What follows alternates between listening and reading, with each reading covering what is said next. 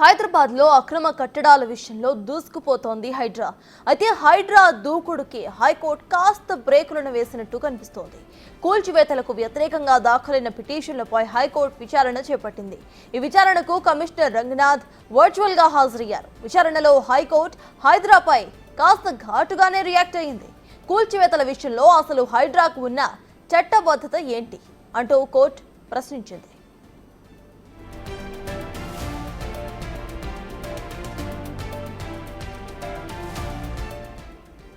సెలవు రోజుల్లోనే నిర్మాణాలు.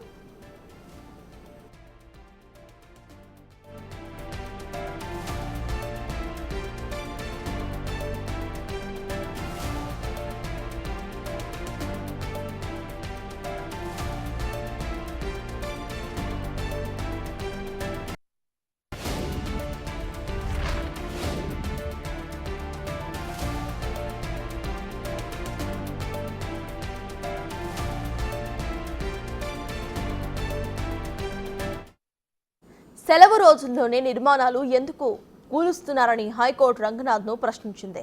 చట్టానికి లోబడే పనిచేస్తున్నారా అని ప్రశ్నించింది హైకోర్టు. నిబంధనలకు అనుగుణంగా పనిచేస్తేనే అందరికీ కూడా మంచిదంటూ సున్నితంగా హెచ్చరించింది. నేతలు ఒత్తిళ్లకు లోబడి పనిచేస్తే భవిష్యత్తులో ఇబ్బందులు తప్పవని చెప్పింది. కూల్చివేతల విషయంలో నిబంధనలు తప్పనిసరిగా పాటించాల్సిందేనని తేల్చి చెప్పింది హైకోర్టు. ఈ విషయంలో చట్టాన్ని మీ ఇష్టానుసారంగా కూల్చుతామంటే జీవో 99 పైన స్టే విధిస్తామని కూడా చెప్పింది.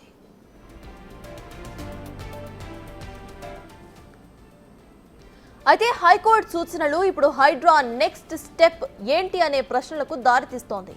ఎలా ముందుకు వెళ్తోంది అనేది ఇప్పుడు ఆసక్తికరంగా మారింది.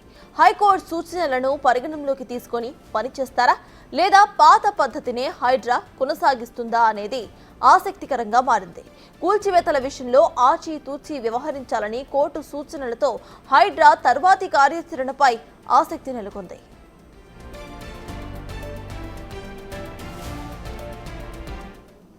ఇప్పటికే ఇదే అంశంపై పూర్తి డీటెయిల్స్ ను మా ప్రతినిధి రామ్ ప్రసాద్ అందిస్తారు. రామ్ ప్రసాద్, చెప్పండి. ఇటు హైదరాబాద్ లో అక్రమ కట్టడాల విషయంలో హైడ్రా దూసుకు వెళ్తూ ఉంటే హైకోర్టు మాత్రం హైడ్రాకి ఒక బ్రేక్ వేసిందని చెప్పుకోవచ్చు.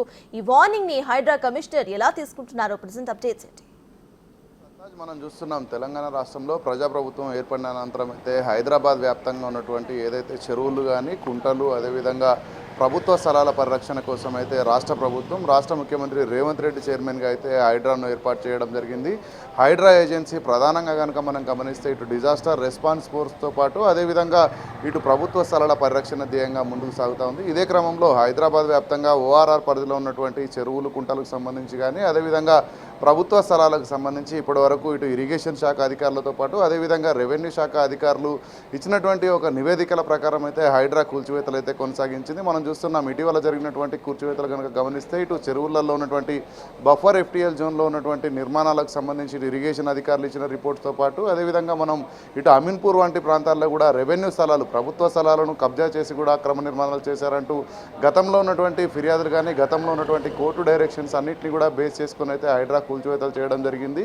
దీనికి సంబంధించి ఇటీవల అమీన్పూర్లో జరిగినటువంటి ప్రభుత్వ స్థలాలను అక్రమ నిర్మాణాల కూల్చివేతలకు సంబంధించి అయితే అక్కడ ఉన్నటువంటి కొంతమంది పిటిషనర్స్ అయితే హైకోర్టును ఆశ్రయించడం జరిగింది. ఇదే క్రమంలో హైకోర్టు కూడా దానిపైన నిన్న హైకోర్టు ధర్మాసనం కూడా ఇటు హైడ్రా కమిషనర్ రంగనాథ్ని కూడా వివరణ కోరడంతో పాటు రెవెన్యూ అధికారులైనటువంటి స్థానిక తహసీల్దార్లను కూడా వివరణ కోరడం జరిగింది. ఆదివారం రోజు ఏ విధంగా కూల్చివేతలు చేపట్టారంటే ఇప్పుడు మనం చూసినట్లయితే రెవెన్యూ యాక్ట్ ప్రకారం అయితే ఉదయం 6 గంటల నుంచి సాయంత్రం 6 గంటల వరకు మాత్రమే, సూర్యోదయం నుంచి సూర్యాస్తమయం వరకు మాత్రమే ఈ యొక్క కూల్చివేతలు కొనసాగించాలంటూ అయితే ఇక్కడ పూర్తి స్థాయిలో నివేదికలు ఉన్న నేపథ్యంలో ఇటు వాళ్ళు పూర్తిగా ఇక్కడ చూస్తున్నాం. గత కొద్ది రోజులుగా జరుగుతున్నటువంటి కూల్చివేతలన్నీ కూడా శని ఆదివారాలు లేదా సోమవారాలలో జరుగుతున్నప్పటికీ కూడా దీనికి సంబంధించి ఎలాంటి నిర్ణయం తీసుకున్నారు, ఎందుకు ఇలాంటి నిర్ణయం తీసుకోవాల్సి వచ్చిందనేది కూడా హైకోర్టు అయితే ఇటు అధికారులను ఆదేశించడం జరిగింది. ముఖ్యంగా హైడ్రా పనితీరు ప్రశంసనీయమే. ఎందుకంటే ఇటు ప్రభుత్వ స్థలాలు కానీ చెరువులు కుంటలు కాపాడుకోవడంలో హైడ్రా పనితనం చాలా బాగుందని చెప్తూనే ఒక క్రమంలో అయితే ఆదివారం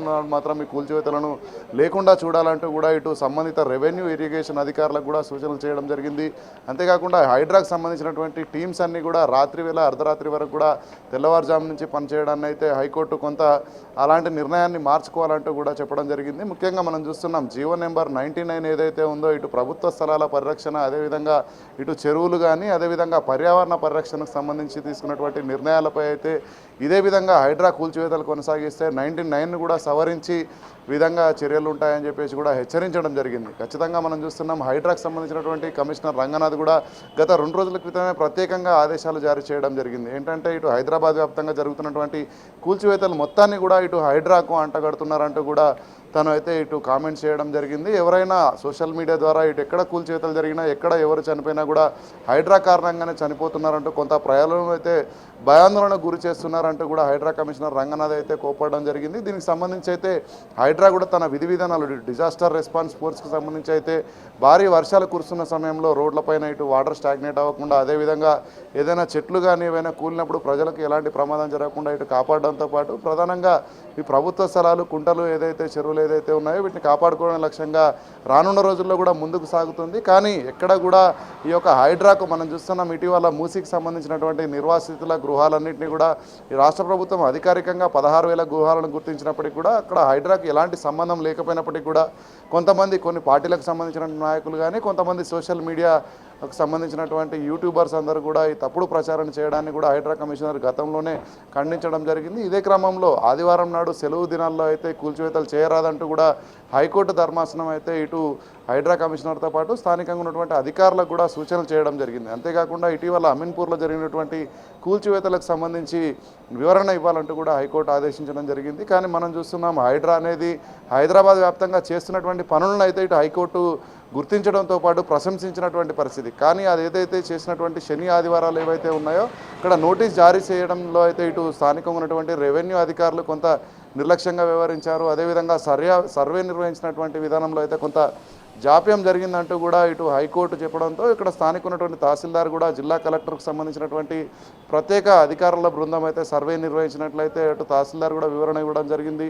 దీనికి సంబంధించి మనం గమనిస్తే రానున్న రోజుల్లో కూడా హైడ్రా తన యాక్టివిటీస్ నిర్వహిస్తూనే పోతుంది. ఎందుకంటే ఇప్పుడు చూస్తున్నాం చెరువులు, కుంటల పరిరక్షణకు సంబంధించి ఇటు ఇరిగేషన్ కానీ రెవెన్యూ అధికారులు ఇచ్చినటువంటి తుది నివేదిక ఆధారంగానే ఒక హైడ్రా విభాగం అనేది ఒక ఏజెన్సీగా పనిచేస్తుంది తప్ప ఎక్కడ కూడా హైడ్రా నోటీసులు ఇవ్వడం పోవడంతో పాటు అక్కడ ఏదైతే ఇల్లీగల్గా కన్స్ట్రక్షన్లు చేపట్టారో వాటన్నిటికి సంబంధించినటువంటి ఒక కన్స్ట్రక్షన్ సంబంధించినటువంటి అనుమతులను రద్దు చేసిన అనంతరం మాత్రమే కూడా హైడ్రా అక్కడ చర్యలు చేపట్టిందని ఇప్పటికే హైడ్రా కమిషనర్ రంగనాథ్ కూడా తెలపడం జరిగింది. అంతేకాకుండా కూల్చివేసినటువంటి నిర్మాణాలన్నీ కూడా కమర్షియల్ యాక్టివిటీస్తో పాటు ప్రభుత్వ స్థలంలో అక్రమంగా ఎలాంటి అనుమతులు లేకుండా ఉన్నటువంటి వాటిని మాత్రమే కూల్చడంలో ఇప్పటివరకు హైడ్రా ముందుకు సాగిందే తప్ప ఎవరైనా ప్రజలు నివసిస్తున్నటువంటి నివాసాలను ఇప్పటివరకు ఎక్కడ కూడా హైడ్రా కూల్చివేయాలన్నట్టు ఒక వివరణ కూడా ఇటు కమిషనర్ ఇవ్వడం జరిగింది. ఇవన్నీ గమనిస్తే వచ్చే ఈ నెల సంబంధించి దీనికి సంబంధించినటువంటి పూర్తి విచారణను ఈ నెల 15వ తారీఖు కూడా హైకోర్టు వాయిదా వేయడం జరిగింది. దీనికి సంబంధించినటువంటి వివరణ ఇవ్వడానికి కూడా అధికారులు సిద్ధంగా ఉన్నట్టు మనకు తెలుస్తుంది. Sartaj. Right, thank you Ram Prasad.